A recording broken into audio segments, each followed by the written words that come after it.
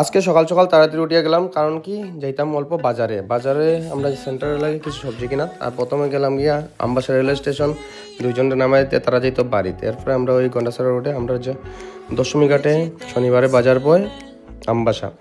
তো ওখানে সবজির দাম তো এখন বর্তমানে কমছে, কিন্তু কতদিন থেকে তো আমি বাজারও গেছি না, কারণ কি আমি আসলাম বাইরে। তো দশমী ঘাটের বাজারটা এখন ভিতরে সুন্দর করে বড় জায়গা নেওয়া হয়েছে। তারপরে লাউ কত করে, লাউ 10 টাকা করে কিনলাম। এরপরে আছে বাঁধাকপি 60 টাকা 8 টাকা লাস্ট পর্যন্ত 5 টাকা করে গোটা আনছি। আর ফুলকপির কেজি হইলো কেজি হিসাব না, আর কেজি হিসাবও ডাইরেক্ট 15 টাকা 20 টাকা করে বেচে তারা, নাহলে গোটা নিলে 15 টাকা করে নেওয়া যায়। তো এরপরে শিম লয়ে নিলাম, এটি 15 টাকা করে কেজি, 10 কেজি শিম নিলাম। এরপর নিলাম লাউ 10 টাকা করে লিছি। আর এটি বাঁধাকপি লিছি 2 বস্তা 5 টাকা করে গোটা।